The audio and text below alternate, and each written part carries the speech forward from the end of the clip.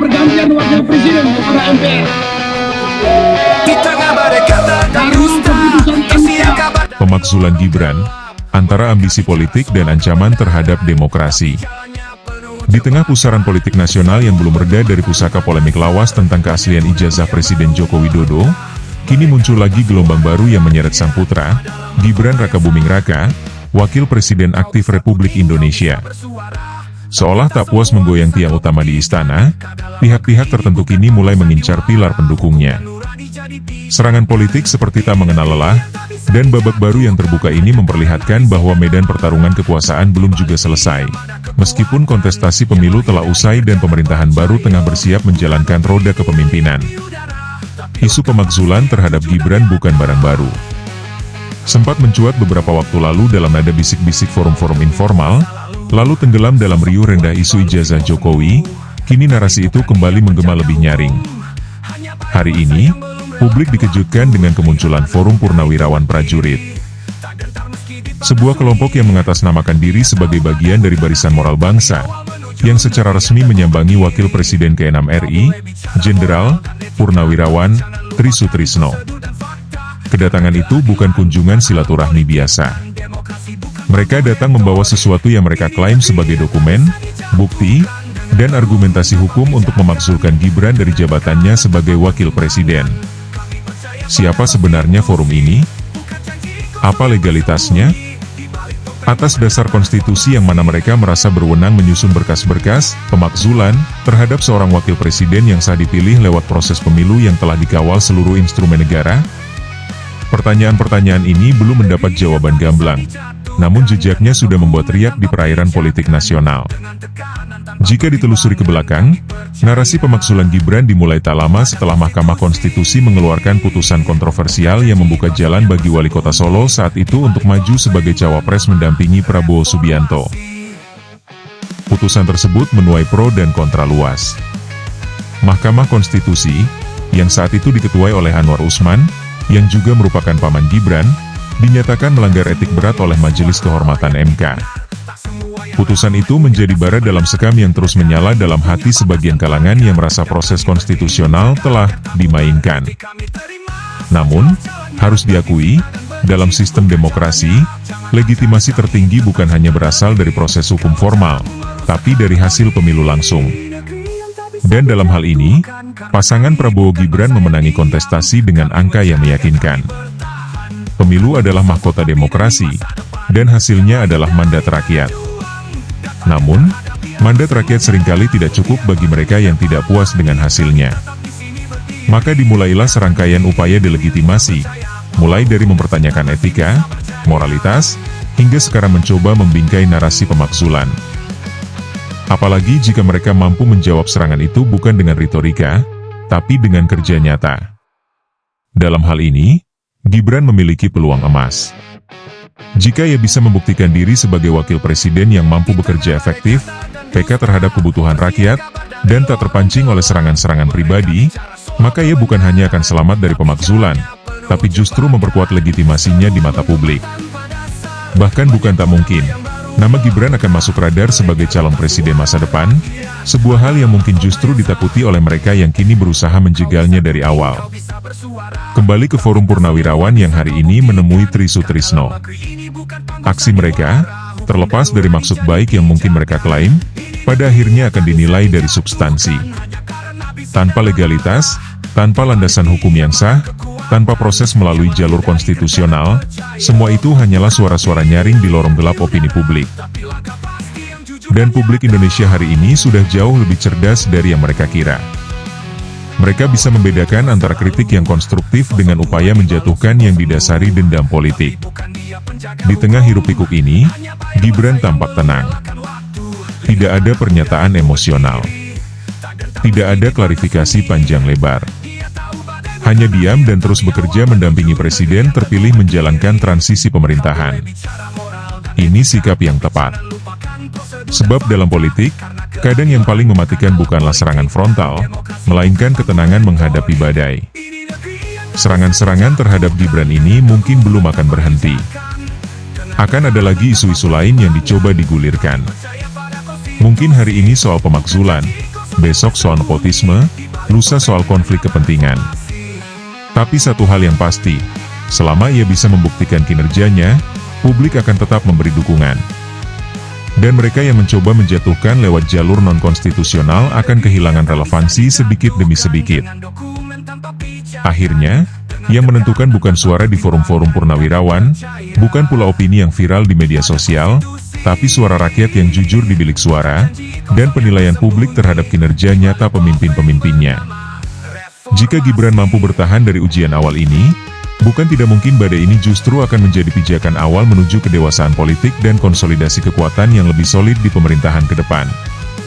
Namun di balik semua ini, ada kegelisahan yang lebih besar, yang semestinya juga menjadi refleksi serius bagi pemerintah dan segenap pemangku kepentingan negara. Ketika isu-isu seperti pemakzulan Gibran ini dibiarkan liar, tanpa klarifikasi institusional, tanpa batas hukum yang ditegakkan, tanpa tindakan tegas terhadap penyebar hoaks atau pelanggar etika politik, maka sesungguhnya kita sedang membuka pintu lebar bagi kerusakan sistemik yang lebih parah. Kita sedang bermain-main di jurang bahaya.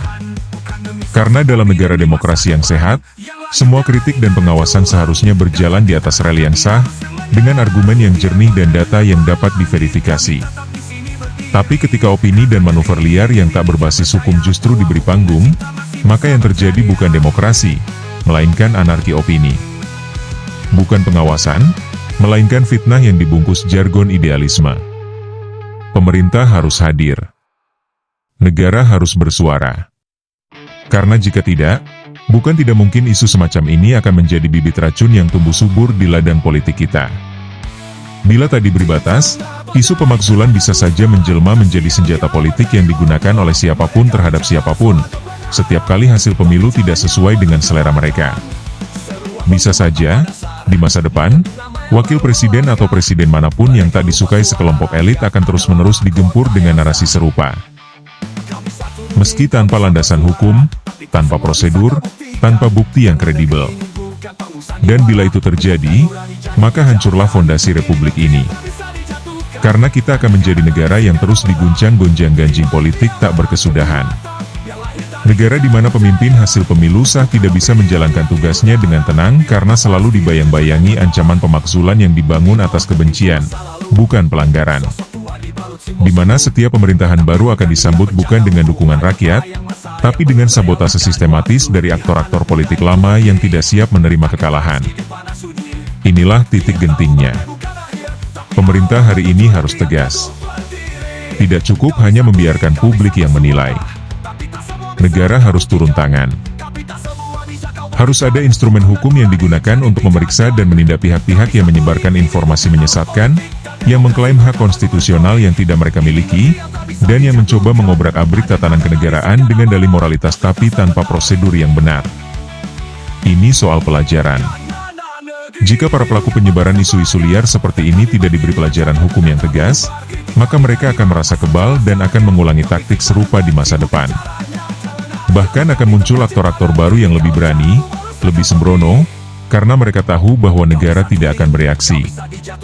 Dan ketika negara tidak bereaksi, maka mereka akan merasa bisa memegang kendali wacana, bahkan kendali kekuasaan, melalui jalan-jalan gelap di luar konstitusi. Oleh karena itu, isu pemakzulan Gibran, yang muncul dari forum tanpa legitimasi formal, disertai dokumen tanpa proses hukum, dan didorong dengan agenda politis yang buram, tidak bisa dianggap remeh. Ini bukan sekadar gangguan kecil dalam transisi kekuasaan.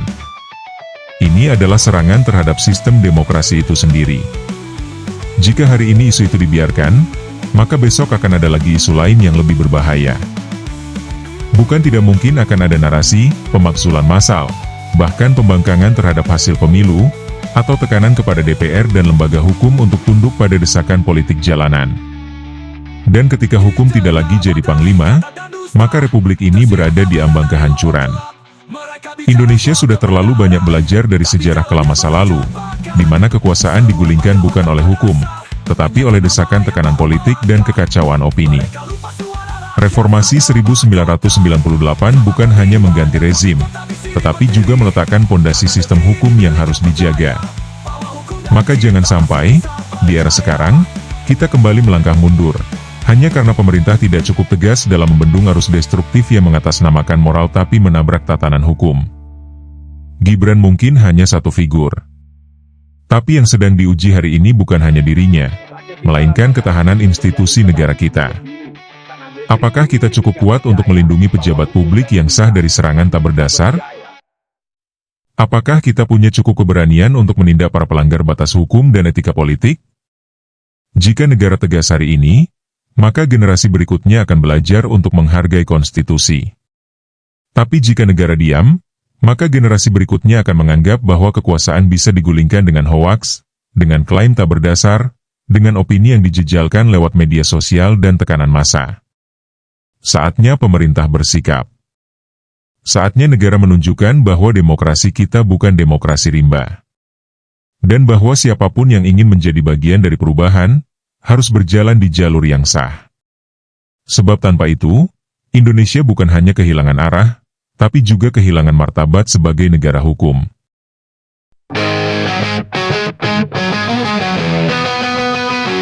Di tengah badai kata dan dusta, tersiar kabar dari lorong gelap. Mereka bicara soal kebenaran, tapi jalannya penuh jebakan. Seruan menggema tanpa dasar, menyentuh nama yang baru melangkah. Mereka lupa suara rakyat adalah mahkota yang sah. Kau bisa tuding, kau bisa bersuara, tapi tak semua bisa kau buktikan. Dalam negeri ini bukan panggung sandiwara, hukum dan nurani jadi pijakan. Ini negeri yang tak bisa dijatuhkan hanya karena bisik dan amarah. Di balik diam ada kekuatan yang lahir dari kerja dan percaya. Bukan opini yang liar di udara, tapi langkah pasti yang jujur dan nyata. Bawah kepintu masa lalu, sosok tua dibalut simbol semu.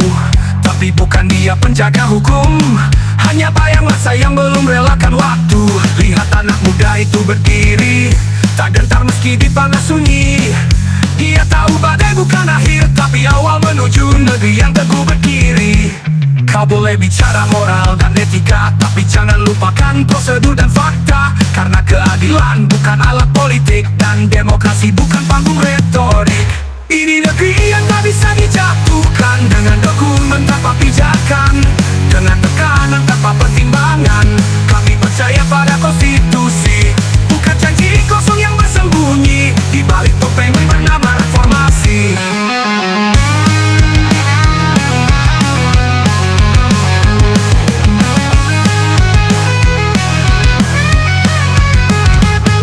Negeri yang tak bisa dijatuhkan dengan dokumen tanpa pijakan, dengan tekanan tanpa pertimbangan. Kami percaya pada konstitusi, bukan janji kosong yang bersembunyi di balik topeng bernama reformasi.